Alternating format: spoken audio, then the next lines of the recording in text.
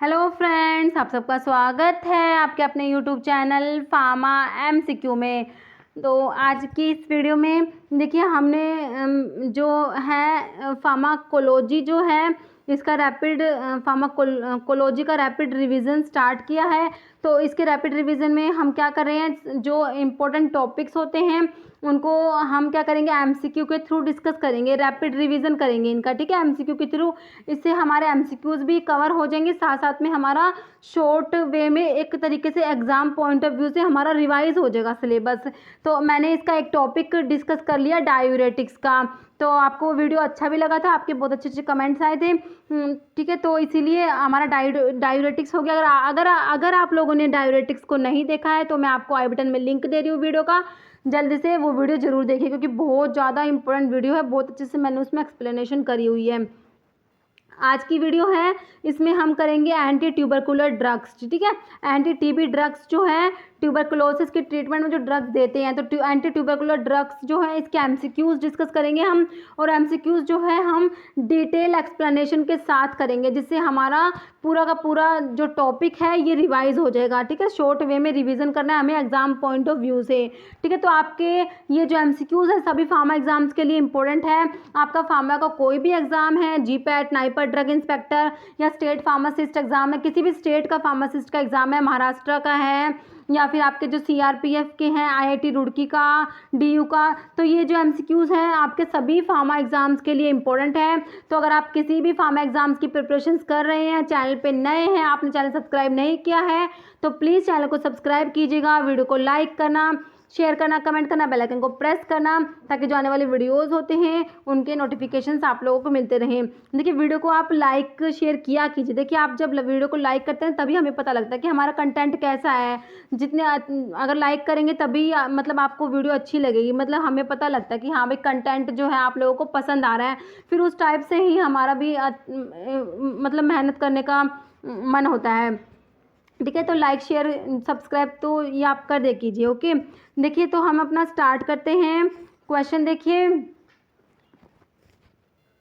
पहले तो जो एंटी ट्यूबरकुलर ड्रग, देखिए एंटी ट्यूबरकुलर ड्रग जो किस में देते हैं, ये ट्यूबरकुलोसिस की ट्रीटमेंट में देते हैं ना।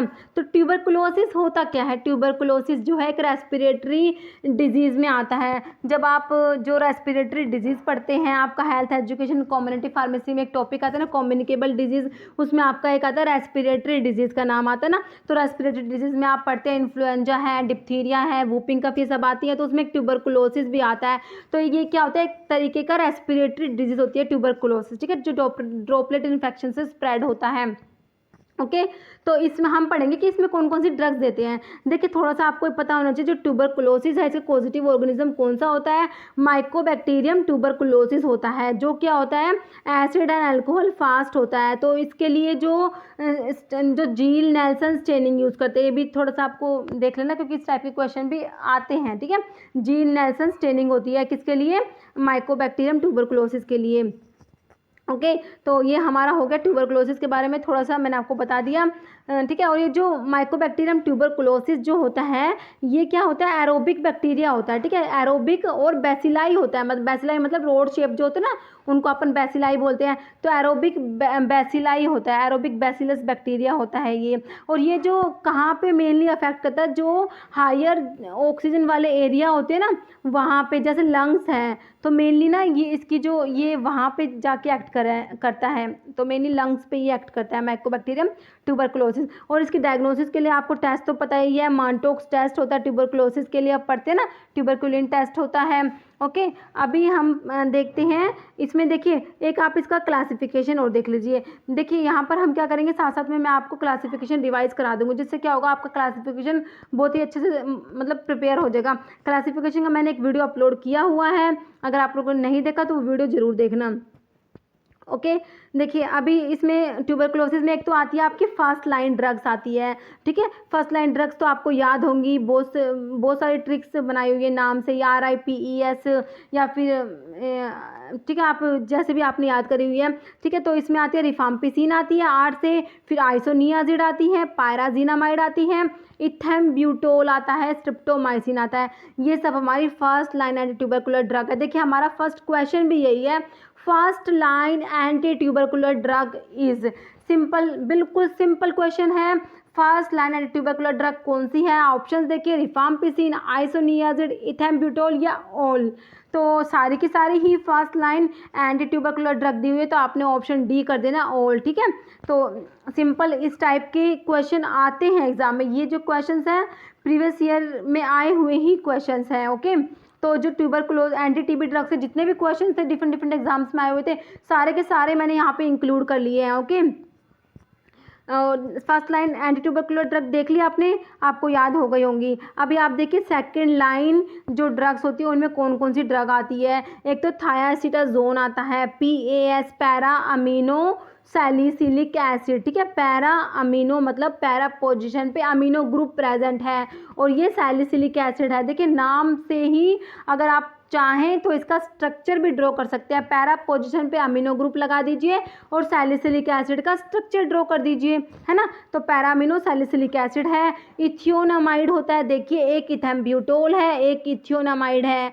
अगर कंफ्यूज करना होता है तो first line anti tubercular drug दे देंगे कौन कौन सी है, तो उसमें आपको दोनों ऑप्शन दे देंगे। तो आपको ध्यान रखना, इथेम्ब्यूटोल तो फर्स्ट लाइन में है, इथियोनामाइड second line anti tubercular drug में आएगा। ओके, नेक्स्ट आपका साइक्लोसीरीन आता है, कैनामाइसिन, एमिकैसिन, कैप्रियोमाइसिन, ये सब आपके सेकेंड लाइन ड्रग्स में आती है। फिर आपकी न्यूअर ड्रग्स आती हैं। न्यूअर ड्रग्स में कौन कौन से आते हैं?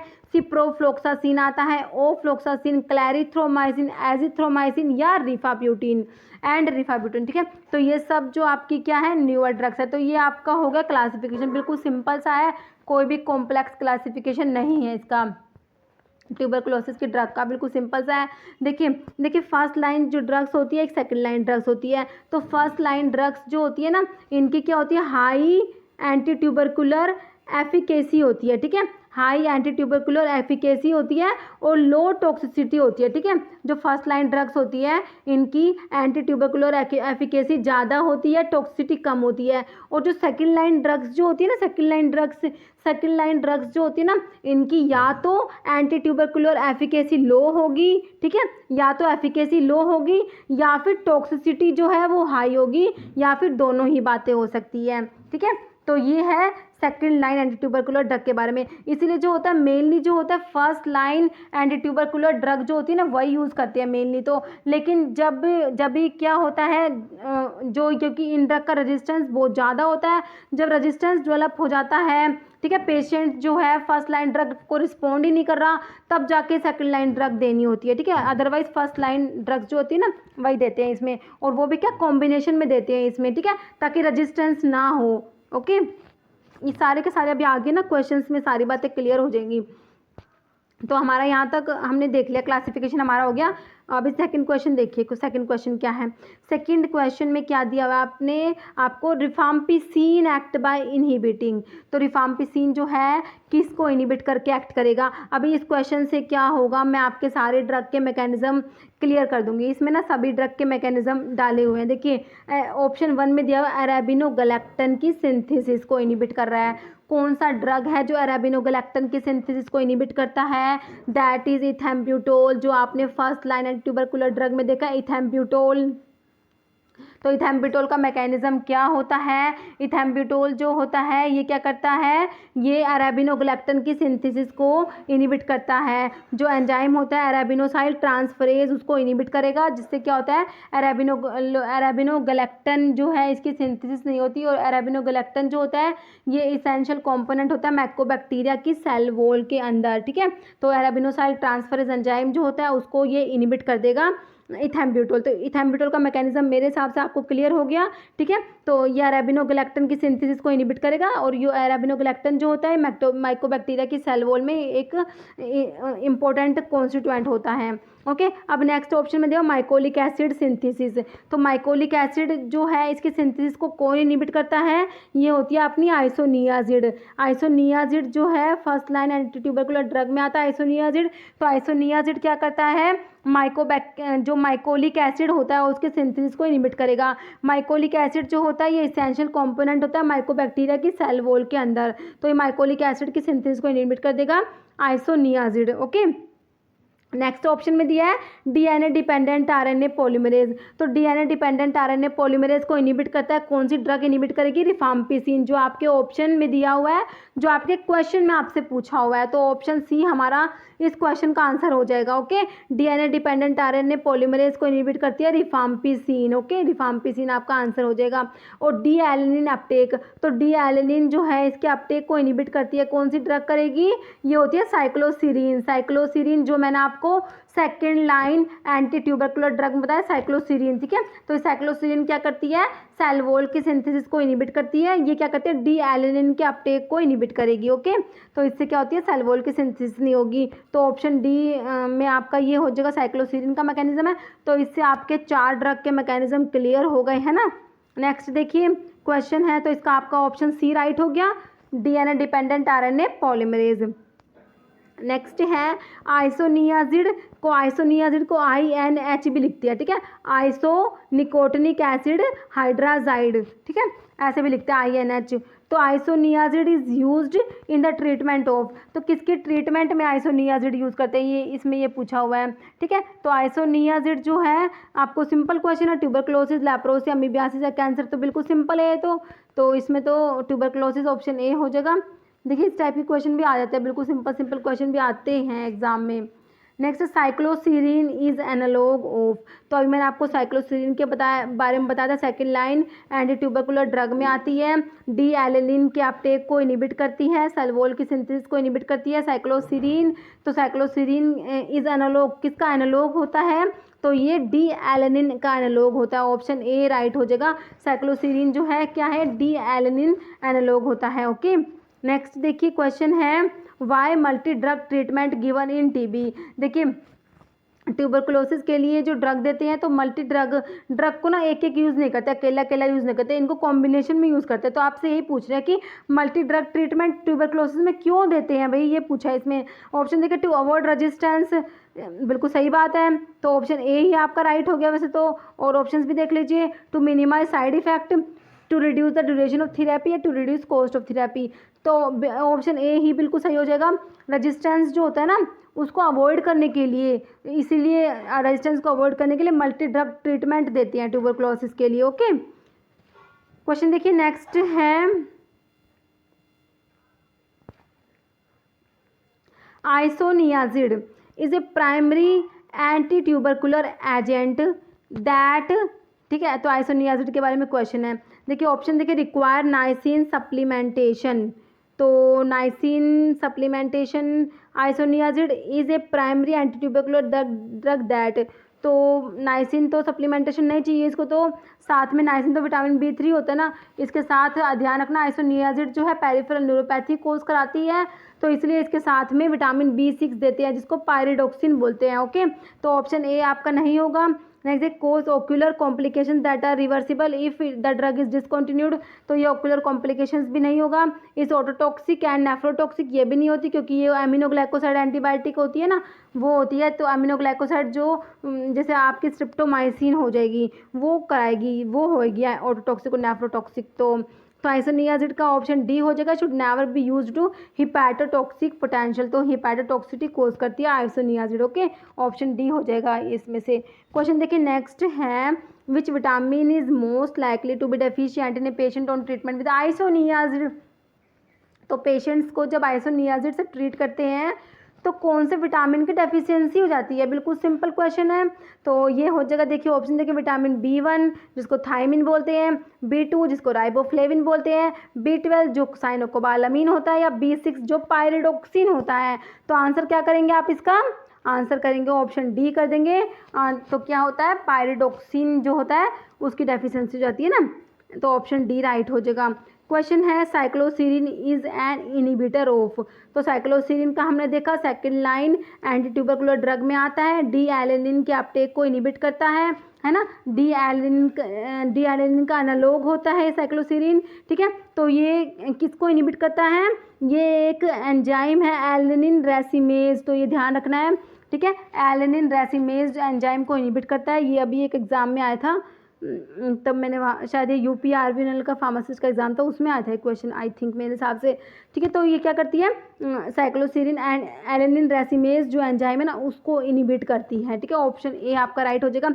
एसिटाइलकोलाइनेस्टरेज का यहाँ पे कुछ काम है नहीं। अरेबिनोसाइल ट्रांसफरेज जो मैंने आपको बता दिया, अरेबिनोगैलेक्टन की सिंथेसिस को इनिबिट करता है। कौन सा, ethambutol, first line anti tubercular drug है ना, इथेम्ब्यूटोल का काम है ये। एल्डिहाइड डिहाइड्रोजनेज भी कुछ नहीं है यहाँ पर।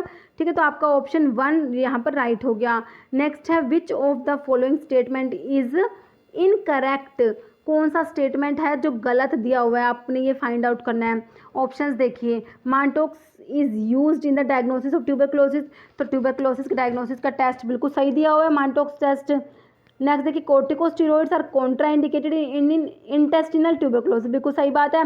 जो इंटेस्टिनल ट्यूबरक्लोसिस होती है उसमें कोर्टिकोस्टेरॉइड्स कॉन्ट्रा इंडिकेटेड होते हैं। ओके, नेक्स्ट है, pyrazinamide is more lethal to intracellular bacilli, ये बात भी बिल्कुल सही है। जो पायराजिनामाइड है ये ज़्यादा लीथल होती है इंट्रासेलुलर बैसिलाइज के लिए। ठीक है, नेक्स्ट देखिए, thiacetazone is preferred in HIV positive case having tuberculosis, यही बात गलत है। ऑप्शन डी आपका बिल्कुल राइट हो जाएगा। आपने इनकरेक्ट फाइंड आउट करना था, ऑप्शन डी में बिल्कुल गलत बात लिखी हुई है। थायासिटाजोन जो है second line anti tubercular drug में आता है, तो जो HIV पॉजिटिव केस होते हैं उनमें थायासिटाजोन को नहीं देना चाहिए। ओके, जो थायासिटाजोन है should not be used in patients with HIV positive, जो HIV पॉजिटिव पेशेंट्स होते हैं तो उनमें थायासिटाजोन को यूज़ नहीं करना चाहिए। तो ऑप्शन डी जो है आपका बिल्कुल राइट हो जाएगा। थायासिटाजोन जो है ये किस में आता है, second line anti tubercular drug में आता है। तो आप इसके एडवर्स इफेक्ट थोड़े से ध्यान कर लेना। इसका एक तो होता है exfoliative dermatitis, hepatitis, Stevenson Johnson syndrome. ठीक है, तो ये इसकी हैं एडवर्स इफेक्ट थायासिटाजोन के। ओके, नेक्स्ट, अच्छा एक पॉइंट मैंने और लिखा हुआ है, देखिए पैरा अमीनो सैलिसिलिक एसिड, जो मैंने आपको बताया था पैरा अमीनो सैलिसिलिक एसिड के बारे में मैंने आपको बताया था कि आप इसकी स्ट्रक्चर भी ड्रॉ कर सकते हैं पैरा पोजीशन पे अमीनो ग्रुप लगा के, है ना। तो देखिए पैरा, देखिए मैं एक बार आपको देखिए, ये जो आपका सैलिसिलिक एसिड होता है ना, और यहाँ पैरा पोजीशन पे जब अमीनो ग्रुप लग जाएगा तो ये क्या बन जाएगा, पैरा अमीनो सैलिसिलिक एसिड। ठीक है, तो ये जो होता है रिलेटेड टू सल्फोनामाइड। ठीक है, सल्फोनामाइड से रिलेटेड होता है, ट्यूबरकुलोस्टैटिक होता है। और देखिए ये मैंने क्वेश्चन यहाँ, ये पॉइंट मैंने यहाँ पे लिखा है, इसकी एक वजह है लिखने की। देखिए 50% पैरामिनो सैलिसिलिक एसिड जो एसिटाइलेटेड हो जाएगा। जो पैरामिनो सैलिसिलिक एसिड है इसका मेटाबॉलिज्म होता है एसिटाइलेशन होता है। ठीक है, एसिटाइल ट्रांसफरेज एंजाइम होता है, वो क्या कराता है, इसका एसिटाइलेशन कराता है। तो इसका एसिटाइलेशन होता है, तो ये क्या compete with acetylation of isoniazid. अब क्वेश्चन ऐसे आता है, कौन सी ड्रग है जो आइसोनियाजिड जो है इसका T1/2 प्रोलोंग कर देती है, इसके T1/2 को बढ़ा देती है। ठीक है, वो होती है आपकी पैरामिनो सैलिसिलिक एसिड है, क्योंकि इसके मेटाबॉलिज्म भी एसिटाइलेशन के थ्रू होता है और आइसोनियाजिड का भी एसिटाइलेशन ही होता है। ठीक है, तो एसिटाइल ट्रांसफरेज एंजाइम एक है, दो ड्रग को एसिटाइलेट करना है, तो इसीलिए क्या होता है, ये इसका एसिटाइलेशन हो जाएगा पैरामिनो सैलिसिलिक एसिड का, और आइसोनियाजिड है इसका T1/2 प्रोलोंग हो जाता है। तो आपको इसी करके मैंने क्वेश्चन यहाँ पे इंक्लूड किया था। ठीक है, 50% of para amino salicylic acid is acetylated, compete with acetylation of isoniazid prolong its T1/2। ठीक है, तो आइसोनियाजिड जो है उसका T1/2 प्रोलोंग कर देती है ये ड्रग। ओके, और पैरामिनो सैलिसिलिक एसिड का एडवर्स इफेक्ट यहाँ पर गोइटर होता है। ओके, तो मैंने इसमें ना जो मेन ड्रग से सभी के साइड इफेक्ट मैकेनिज्म सब कुछ यहाँ पर मैंने इंक्लूड कर लिए हैं। मेरे हिसाब से ये इतना ना आप अपने एग्जाम के लिए मोर देन सफिशिएंट है जो मैंने यहाँ पर इंक्लूड किया है।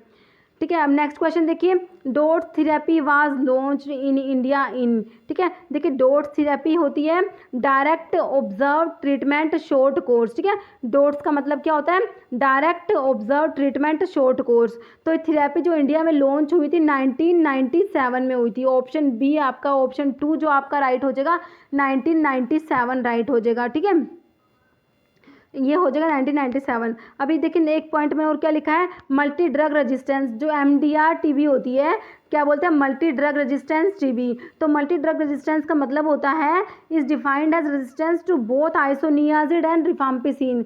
तो जो आइसोनियाजिड और रिफाम्पिसिन दोनों से रेजिस्टेंस होते हैं तो उसको बोलते हैं मल्टी ड्रग रेजिस्टेंस टीबी। और मल्टी ड्रग रेजिस्टेंस टीबी में second line anti tubercular drug देंगे। अगर आपसे पूछ ले कि मल्टी ड्रग रेजिस्टेंस टीबी में कौन सी ड्रग देनी है तो फर्स्ट लाइन नहीं बोलना आपको, आपने क्या बोलना है, second line anti tubercular drug देते हैं किसमें, मल्टी ड्रग रेजिस्टेंस टीबी में। तो ये आप लोग याद रखेंगे। ओके, नेक्स्ट देखिए आपका क्वेश्चन देखिए 11 है, pyrazinamide is used for treatment of one of the following disease. Simple question है, देखिए इस टाइप से ये अलग अलग एग्जाम में आए हुए क्वेश्चन है, देखिए कितना सिंपल क्वेश्चन आ जाता है। तो अगर आपको सारा क्लासिफिकेशन याद है ना तो आप इस टाइप के क्वेश्चंस कर सकते हैं। अगर देखिए एड्स, मलेरिया, डायबिटीज़ या ट्यूबरक्लोसिस, बिल्कुल सिंपल है, ऑप्शन डी ट्यूबरक्लोसिस हो जाएगा।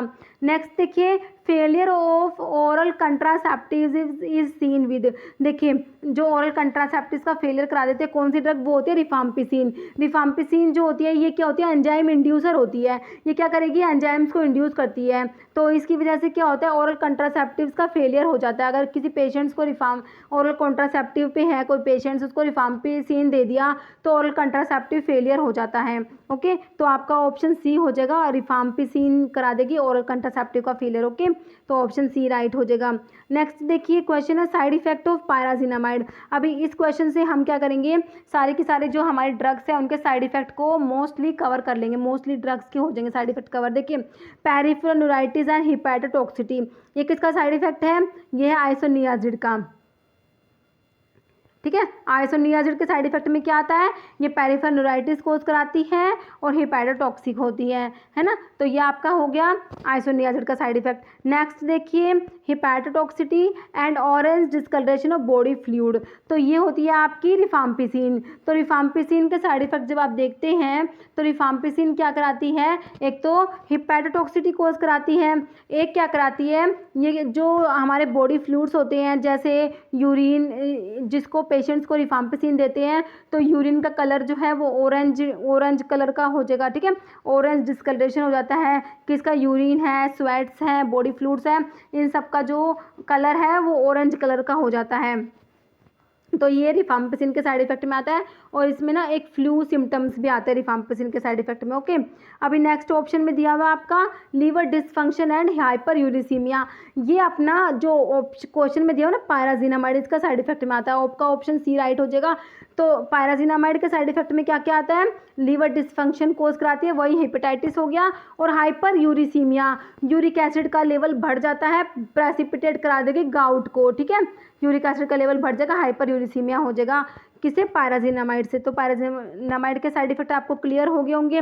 अभी ऑप्शंस में नेफ्रोटॉक्सिटी और ओटोक्सिटी दिया हुआ है, ये किसका होता है, स्ट्रिप्टोमाइसिन का साइड इफेक्ट होता है। ठीक है, स्ट्रिप्टोमाइसिन के साइड इफेक्ट में क्या आता है, ये ओटोटॉक्सिक होती है, नेफ्रोटॉक्सिक होती है ना। और एक आपका इथेम्ब्यूटोल का भी एक बार देख लीजिए, अभी आप ऐसे आगे क्वेश्चन में भी आएगा, ऑप्टिक न्यूराइटिस कोज कराती है। ठीक है, ऑप्टिक न्यूराइटिस जिसको रिट्रोबल्बर न्यूराइटिस भी बोलते हैं, रिट्रोबल्बर न्यूराइटिस भी बोलते हैं ऑप्टिक न्यूराइटिस को। ठीक है, तो ये इथेम्ब्यूटोल का साइड इफेक्ट में आता है। एक रेड ग्रीन कलर ब्लाइंडनेस, कई बार ऐसे भी लिखा था, रेड ग्रीन कलर ब्लाइंडनेस कौन सी ड्रग कराती है, कौन सी एंटी ट्यूबरकुलर ड्रग है जो रेड ग्रीन कलर ब्लाइंडनेस कोज करा देती है, तो ये हो जाएगा आपका इथेम्ब्यूटोल। ओके, तो ये जो हमने फर्स्ट लाइन ड्रग्स के देख लिए साइड इफेक्ट, आपको क्लियर हो गए होंगे।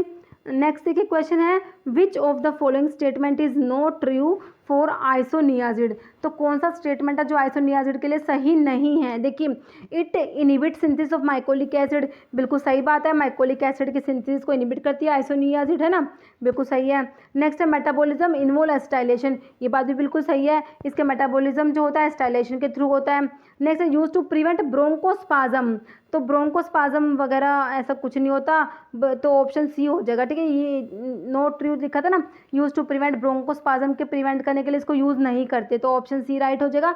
इट में कोज हिमोलिटिक एनीमिया, तो ऑप्शन सी आपका राइट हो जाएगा। ओके, नेक्स्ट है optic neuritis is chief adverse effect of, तो मैंने आपको अभी बता ही दिया, ऑप्टिक न्यूराइटिस इसको रिट्रोबल्बर न्यूराइटिस भी बोल सकते हैं, मैंने आपको अभी बताया है किसका साइड इफेक्ट होता है, जल्दी बोलिए, बिल्कुल सही, ये है इथेम्ब्यूटोल का, है ना, ऑप्शन डी हमारा राइट हो जाएगा।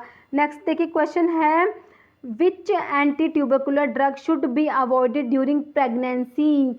प्रेगनेंसी में कौन सी एंटी ट्यूबरकुलर ड्रग को अवॉइड करेंगे? ऑप्शन देखिए, स्ट्रिप्टोमाइसिन, रिफाम्पिसिन, आइसोनियाजिड या पायराजिनामाइड। ये ऑप्शन ए हो जाएगा स्ट्रिप्टोमाइसिन, जो एमिनोग्लाइकोसाइड एंटीबायोटिक में आती है और ये first line anti tubercular drug में आती है। स्ट्रिप्टोमाइसिन ऑटोटॉक्सिक होती है, नेफ्रोटॉक्सिक होती है, इसको प्रेगनेंसी में अवॉइड करेंगे। तो ऑप्शन ए आपका राइट हो जाएगा स्ट्रिप्टोमाइसिन।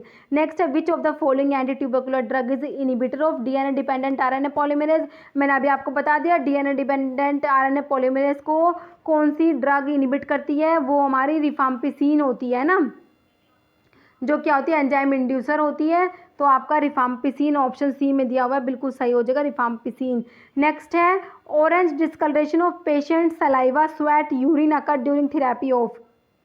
तो जो पेशेंट्स के जो सलाइवा स्वेट यूरिन इन सब का कलर है जो ऑरेंज कलर का हो जाएगा, तो किसकी थेरेपी के टाइम होता है, कौन सी ड्रग देंगे जब होगा? तो ये ध्यान रखना, रिफाम्पिसिन की बात हो रही है, ऑप्शन ए राइट हो जाएगा। रिफाम्पिसिन किसी पेशेंट्स को देते हैं तो उसके बॉडी फ्लूइड्स हैं, उसके सलाइवा स्वेट्स वगैरह यूरिन का कलर है ऑरेंज हो जाएगा। तो ऑप्शन ए हमारा बिल्कुल राइट हो जाएगा। नेक्स्ट है, which of the following anti tubercular drug is an inhibitor of protein synthesis. कौन सी एंटी ट्यूबरकुलर ड्रग है जो प्रोटीन सिंथेसिस को इनिबिट करेगी विद पोटेंशियल फॉर नेफ्रोटॉक्सिटी इफेक्ट? कौन सी, किसकी बात हो रही है ये? इथेम्ब्यूटोल, डेप्सोन, स्ट्रिप्टोमाइसिन या आइसोनियाजिड? तो ये ऑप्शन सी है, स्ट्रिप्टोमाइसिन की बात हो रही है। ठीक है, तो स्ट्रिप्टोमाइसिन जो है ये एमिनोग्लाइकोसाइड एंटीबायोटिक में आती है। एमिनोग्लाइकोसाइड एंटीबायोटिक क्या करती है? प्रोटीन सिंथेसिस को इनिबिट करा देती है ना, और ये नेफ्रोटॉक्सिक भी होती है। तो ऑप्शन सी हमारा राइट हो जाएगा।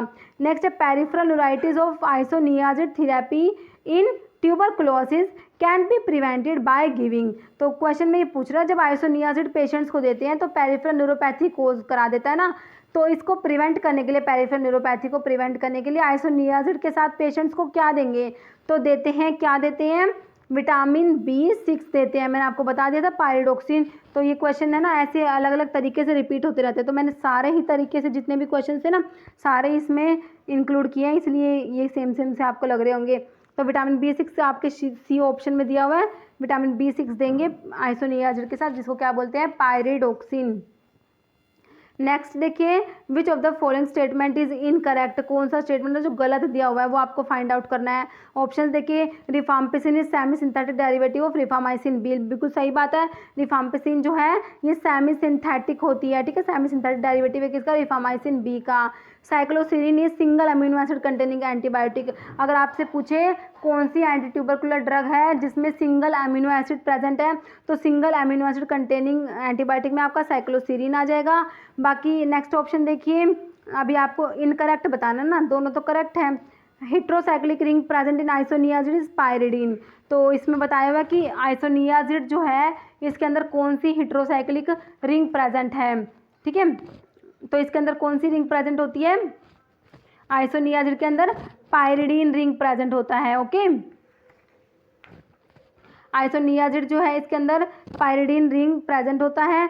पायरिडीन रिंग जो देखिए, जो बेंजीन रिंग होती है जिसमें आपका एक नाइट्रोजन प्रेजेंट होता है ना, ये आपकी होती है पायरिडीन रिंग होती है। क्या होती है? Pyridine ring. अभी इसका नाम मैं बताया था INH, आइसोनियाजिड का आइसोनिकोटिनिक एसिड हाइड्राजाइड।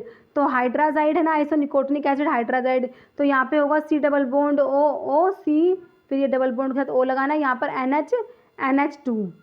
ठीक है, ये हाइड्राजाइड हो जाएगा। तो ये होता है आइसोनिकोटिनिक एसिड हाइड्राजाइड। ठीक है, जो ये NH2 जो होता है ना, NH2 ये हाइड्राजीन होता है। ठीक है, तो इसमें CONH2 है ना, इसमें तो आइसोनियाजिड में, तो ये हो जाएगा हाइड्राजाइड। तो ये आइसोनिकोटिनिक एसिड हाइड्राजाइड होता है। और ध्यान रखना है, आइसोनियाजिड में पायरिडीन रिंग है। आपके एग्जाम में आ सकता है कौन सा हेट्रोसाइक्लिक न्यूक्लियस प्रेजेंट है आइसोनियाजिड में, कौन सा आपने आंसर करना है? पायरिडीन रिंग प्रेजेंट होती है। देखिए, कुछ ड्रग्स है आपको उनके हेट्रोसाइक्लिक न्यूक्लियस जो है वो याद होने ही चाहिए। एटलीस्ट जो आपकी कोलॉजी की बुक में जो स्ट्रक्चर ड्रॉ कर रखे हैं ना, वो तो मतलब आपको बिल्कुल टिप्स पे ही होने चाहिए। तो कोलॉजी की आपकी बुक में आइसोनियाजिड का स्ट्रक्चर भी बना हुआ है ना, तो इस ये क्वेश्चन तो आपको बिल्कुल पता होना चाहिए कि पायरिडीन रिंग है, इसमें आपको बिल्कुल भी कंफ्यूज नहीं होना। तो इसमें ये पायरिडीन हो जाएगा, तो ये भी बिल्कुल सही बात है। अभी नेक्स्ट ऑप्शन में heterocyclic ring present in pyrazinamide is pyrimidine. देखिए पायराजीनामाइड का नाम देखिए, पायराजीनामाइड, तो इसके नाम से ही इसमें होती है पायराजीन रिंग होती है। कौन सी होती है? पायराजीन रिंग। ये वाली रिंग होती है जिसमें 2 नाइट्रोजन है आमने सामने प्रेजेंट होते हैं, ये पायराजीन रिंग होती है। ठीक है, कौन सी रिंग बता रखी है? ये पायराजीन। तो आपका ऑप्शन डी सही हो जाएगा। कौन सा इनकरेक्ट आपने फाइंड आउट करना था? ऑप्शन डी आपका बिल्कुल सही हो जाएगा। तो पायराजीन यहाँ पर जो सेकंड पोजीशन में CONS2 ग्रुप प्रेजेंट होता है पायराजीन में, तो ये पायराजीन 2 कार्बोक्सामाइड भी इसको बोलते हैं। तो इसका अभी शायद एक एग्जाम में इसका ये इस टाइप से ना नेम भी आया था कि पायराजीन इज पायराजीन 2 कार्बोक्सामाइड। मेरे हिसाब से इसमें ये अभी हिमाचल का हुआ था, उसमें आया था, या फिर हाँ हिमाचल में आया होगा, ये आया था, इसका पायराजीनामाइड का नाम पूछा हुआ था। तो पायराजीन ये 2 पोजीशन पे 2 कार्बोक्सामाइड होता है, CONS2 ग्रुप प्रेजेंट होता है सेकंड पोजीशन पे। ठीक है, तो ये ध्यान रखना है हमें। पायराजीनामाइड का स्ट्रक्चर हो गया हमारा ये। ठीक है, नेक्स्ट देखिए, तो ये देखिए क्वेश्चन, ये स्ट्रक्चर है ना, ये कुछ याद नहीं करने, आपको नाम से पता लग रहा है, पायराजीनामाइड के नाम से पता लग रहा है, पायराजीन प्लस अमाइड पायराजीनामाइड है ना, तो इस टाइप के हैं थोड़े से, तो हमें पता होनी चाहिए। तो ऑप्शन डी हमारा इसका राइट हो गया। नेक्स्ट है identify the drug which act by inhibiting mycolic acid synthesis. तो सिंपल है, आपको पता ही है कौन सी ड्रग है जो मैकोलिक एसिड की सिंथेसिस को इनहिबिट करती है। ऑप्शन 1 हो जाएगा आइसोनियाजिड। ये क्वेश्चन भी अभी एक एग्जाम में आया है, किस में आया था? ये हिमाचल में ही आया था, ड्रग इंस्पेक्टर के में आया होगा शायद ये। नेक्स्ट देखिए, antacid inhibit effect of which anti tubercular drug if को एडमिनिस्टर। ऐसे कह रहा है कौन सी एंटी ट्यूबरकुलर ड्रग है जिसके साथ में अगर एंटासिड देंगे ना तो उसका जो है इनहिबिट इफेक्ट, उसका इफेक्ट इनहिबिट हो जाएगा। ठीक है, कौन सी ऐसी एंटी ट्यूबरकुलर ड्रग? वो आइसोनियाजिड होती है। ठीक है, आइसोनियाजिड जो है अगर इसके साथ में एंटासिड देते हैं तो इसका जो है इफेक्ट जो है इनहिबिट हो जाएगा, तो एंटासिड्स को नहीं देंगे इसके साथ। तो ऑप्शन जो है आपका आइसोनियाजिड आपके ऑप्शन डी में दिया हुआ है। ओके, ऑप्शन डी जो है आपका बिल्कुल राइट हो जाएगा, आइसोनियाजिड। ओके, नेक्स्ट देखिए, आइसोनियाजिड हो गया। ठीक है, इसके इफेक्ट को इनहिबिट कर देंगे, इसका अब्जॉर्प्शन जो है उसको इनहिबिट कर देंगे एंटासिड्स। नेक्स्ट देखिए, आपका क्वेश्चन है which of the following statement is correct. कौन सा स्टेटमेंट है जो बिल्कुल सही है, इनमें से आपको वो बताना है। ऑप्शन देखिए, resistance to pyrazinamide develop rapidly if used alone due to mutation in P and CA genes। देखिए ये जो एंटी ट्यूबरकुलर ड्रग है मैंने आपको बताया था, इनका बहुत जल्दी रेजिस्टेंस डेवलप होता है, इसलिए इनको क्या करते हैं? कॉम्बिनेशन में यूज़ करते हैं। तो ऑप्शन क्वेश्चन कह रहा है अगर अलग अकेले यूज़ करेंगे तो रेजिस्टेंस डेवलप हो जाएगा, बिल्कुल सही बात है, हो जाएगा। तो म्यूटेशन होता है कौन सा जीन में? तो पायराजीनामाइड है, इसके लिए कौन से जीन में म्यूटेशन होता है? PNCA जीन, ये जीन का नाम है। ठीक है, और नेक्स्ट ऑप्शन देखिए, resistance to rifampicin develop rapidly if used alone due to mutation in the rpoB gene. ठीक है, रिफाम्पिसिन का जो रेजिस्टेंस होता है वो क्यों होता है, किस में म्यूटेशन की वजह से? Mutation in the rpoB gene, REPO rpoB gene. ठीक है, और जो आइसोनियाजिड का दिया हुआ है, resistance to isoniazid develop rapidly if used alone due to mutation in the INHA genes. ठीक है, तो आइसोनियाजिड से INH हो गया, INHA आइसोनियाजिड के लिए, रिफाम्पिसिन के लिए रैपोबी, और पायराजीनामाइड जो है इसके लिए PNCA याद रखना है आपने। ठीक है, इनमें म्यूटेशन होने से रेजिस्टेंस डेवलप हो जाता है। तीनों ही स्टेटमेंट बिल्कुल सही है, ऑल ऑफ द अबव आपने डी राइट करना है। ठीक है, ये इस टाइप के क्वेश्चंस मैंने इसलिए इंक्लूड करा है ताकि इससे आपका ना मतलब ज़्यादा से ज़्यादा चीज़ें रिवाइज हो जाएंगी।